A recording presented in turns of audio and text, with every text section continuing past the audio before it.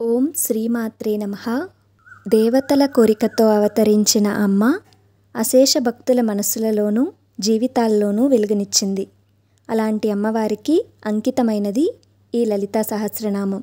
సాధారణంగా లలితా సహస్రనామం చదువుకునే దానికంటే ఇలా అర్థం తెలుసుకుని చదువుకుంటే ఆ అనుభూతి, ఆ ఆనందం వేరేగా ఉంటుంది. దీని ముందు వీడియోలో లలితా సహస్రనామాలలో మొదటి శ్లోకానికి అర్థాన్ని తెలుసుకున్నాము. ఎవరైనా చూడకపోతే వెళ్ళి చూడండి. ఇప్పుడు రెండవ శ్లోకానికి అర్థాన్ని, అలానే దాన్ని ఎలా విభజించాలి, ఎలా చదవాలి కూడా తెలుసుకుందాము. రెండవ శ్లోకము.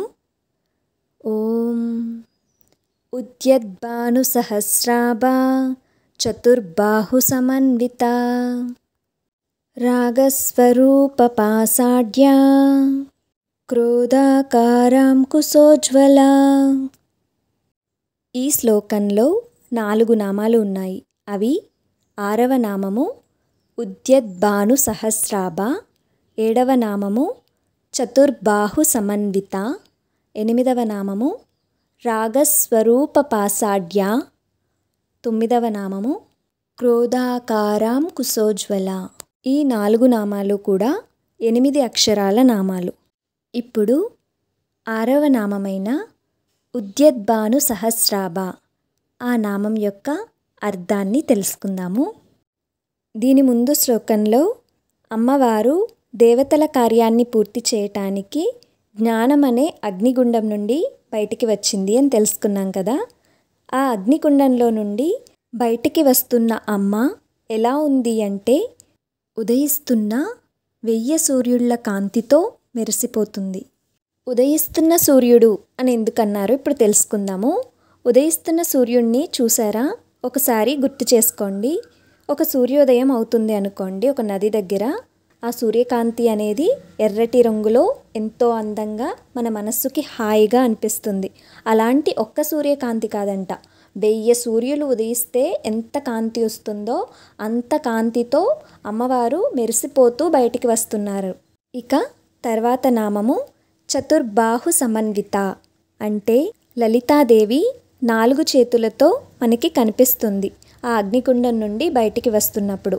ఇంకా అర్థం చెప్పాలి అంటే 4 చేతులతో అంటే 4 వేదాలను ధరించి మనకి జ్ఞానాన్ని ఇవ్వటానికి వస్తుందా అన్నట్లు కనిపిస్తుందంట. ఈ 4 సంఖ్యకి మనం ఇలా చెప్పచ్చు: మనసు, బుద్ధి, చిత్తం, అహంకారం. ఈ 4ంటిని క్రమబద్ధీకరించుకుంటే మనం మంచి మార్గంలో విజయవంతంగా వెళ్ళొచ్చు. ఇంకా ఈ 4 సంఖ్యకి మనం సృష్టి, స్థితి, లయ, అనుగ్రహం, లేకపోతే ధర్మ, అర్థ, కామ, మోక్షం, ఇలా 4ంటిని తెలుపుతుంది అన్నట్టుగా అమ్మవారు 4 చేతులతో మనకి దర్శనమిస్తారు. తర్వాత నామము రాగస్వరూప పాసాఢ్య. రాగము అంటే అనురాగము. ఆ అనురాగమే రూపముగా కలిగిన పాసాన్ని ఎడమ చేతిలో పట్టుకుని ఉంది. ఇంకా చెప్పాలి అంటే అమ్మ ప్రేమ, ఆకర్షణ, ఇంకా మమకారానికి స్వరూపమైన పాసాన్ని అనగా ఒక త్రాడును ఎడమ చేతిలో ధరించి ఉంది.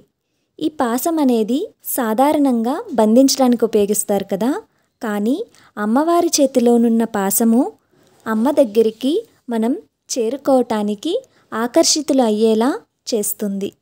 ఎప్పుడైతే అమ్మవారి ప్రేమలో మనం పూర్తిగా లీనమైపోతామో అప్పుడు మనకి ముక్తి మార్గం లభిస్తుంది. ఆ విధంగా అమ్మ తన ప్రేమతో మన హృదయాలని పాసంతో బంధిస్తుంది.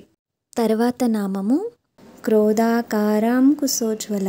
ఈ నామం యొక్క అర్థం చూసుకున్నట్లయితే క్రోధము అంటే కోపము, ఆగ్రహము, ఆకార అంటే రూపం, అంకుశం అంటే ఏంటంటే ఏనుగును నియంత్రించే ఆయుధం అన్నమాట, ఉజ్వల అంటే ప్రకాశించటం. కోపరూపమైన అంకుశాన్ని ధరించి మెరుస్తూ కుడి చేతిలో పట్టుకుని ఉంటుంది. అంటే అమ్మవారి చేతిలో ఉండే అంకుశం కోపాన్ని సూచిస్తుంది. అది సాధారణ కోపం కాదు, ధర్మరక్షణ కోసం వచ్చే దైవిక కోపమని అర్థం.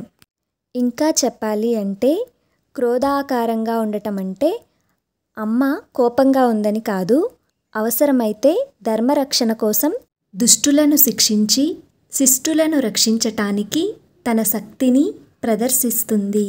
దీని ముందు నామాన్ని ఈ నామాన్ని కనుక చూసినట్లయితే పాసం అంకుశం, అంటే పాసం అనేది మన హృదయాలని ఆకర్షిస్తుంది. అదేవిధంగా అంకుశం అనేది మన చెడు లక్షణాలను నియంత్రిస్తుంది.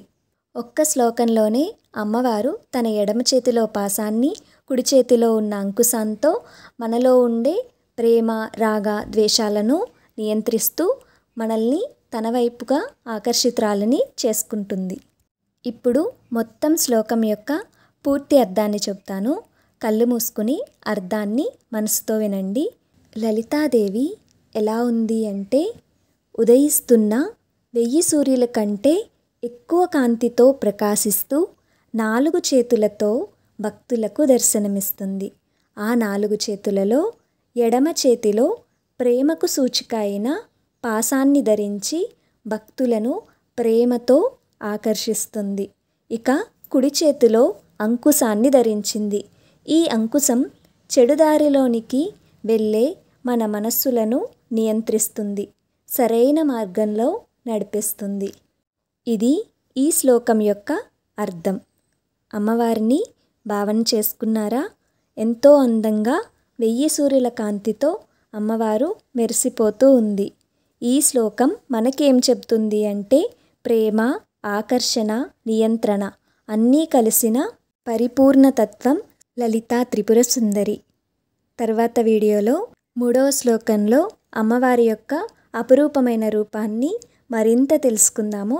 దానికోసం మీరు ఇప్పుడే సబ్స్క్రైబ్ చేసుకుని నోటిఫికేషన్ ఆన్లో పెట్టుకోండి. లేకపోతే నేను చేసే వీడియో మీ దాకా రాకపోవచ్చు. ఈ అనుభవాన్ని ఇంకో నలుగురితో పంచుకోండి. ఓం శ్రీమాత్రే నమః.